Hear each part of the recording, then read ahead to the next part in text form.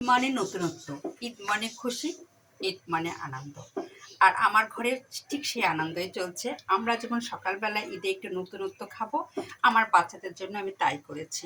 আমি সকালবেলা খিচুড়ি রান্না করেছি, গরুর মাংস করেছি। আর আমার ৩ বাচ্চার জন্য আমি স্পেশাল করেছি এই যে গরুর মাংস, মুরগির মাংস। এটা আমার ৩ বাচ্চার জন্য।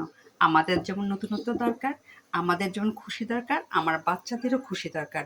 আর সেই উপলক্ষে আমি ওদের জন্য আলাদা মাংসই রেখে দিয়েছিলাম, মুরগির মাংস। সেটা আমার বাচ্চারা ৩ বাচ্চা খাবে এটা। এখন আমি এটা সিদ্ধ করব, আর কিচ্ছু না। আজকে ওদের খাবার আমি দিব সকালবেলা এই মুরগির মাংস। আর তার সঙ্গে আমি এই দেখুন আমার ৩ বাচ্চা আমার কাছেই আছে। এই একটা আর দুটো এই দেখুন কাছাকাছি বসে আছে। কারণ ওরা দেখছে মা ওদের জন্য নতুনত্ব কিছু রান্না করছে। ওদের জন্য নতুনত্ব না, কারণ মুরগির মাংস, ক্যাট ফুড আর মাছ ছাড়া ওরা কিছু খায় না। তবে আজকে ওদের জন্য একটু স্পেশাল মুরগির মাংস আমি বেশি করলাম। ওরা আজকে ২ বেলায় খাবে, রাতের বেলা আমি দিব ক্যাট ফুড। কারণ আজকে একটু মেহমানের ঝামেলা আছে, যার ফলে আমি অন্য কিছু করব না। আর আমাদের জন্য আমি করেছি লুচি, নবাবী সেমাই, একটু জর্দা, একটু লাল সেমাই, আর হলো লাচ্চা। এটা খাবো আমরা। আমাদের সকালবেলার নাস্তা এটা।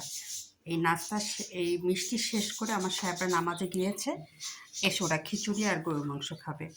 এই নবাবী সেমাইটা একটু নরম হয়ে গেছে তুলতে, যে তারপরেও মজা। আর পুরি করেছি, জর্দা করেছি, লাল সেমাই করেছি, আর লাচ্চা। আর বাচ্চাদের জন্য স্পেশাল আজকে অতিরিক্ত থাকবে মুরগির মাংস। আর ক্যাট ফুড আমি ওদের আজকে বেশি দিব, কারণ আমার বাচ্চারা যাতে মনে কষ্ট না নেয়, বা আল্লাহ যেন হিসাব না করে যে আমি নিজের জন্য শুধু চিন্তা করেছি, আমার সন্তানদের জন্য চিন্তা করিনি। কিন্তু ওদের জন্য আমি চিন্তা করছি। কালকে থেকেই আমি খুব মানে রেডি করছিলাম যে ওদের জন্য আমি সকালবেলা উঠেই আগে মুরগির মাংস রান্না করব। এখন আমার বাচ্চাদের জন্য মুরগির মাংস আমি বসাই দিব, সুন্দর করে ৩ বাচ্চাকে খাওয়াই দিব, না ময়না? হ্যাঁ, এই জন্য মা শুধু নিজের চিন্তাই করে না, বাচ্চাদের চিন্তাও করে। আজকে খুশির দিন, আমার সন্তানরাও খুশি থাকবে। এই জন্য আমি ইচ্ছা মতো মুরগির মাংস আজকে সিদ্ধ করব, এদের খেতে দিব।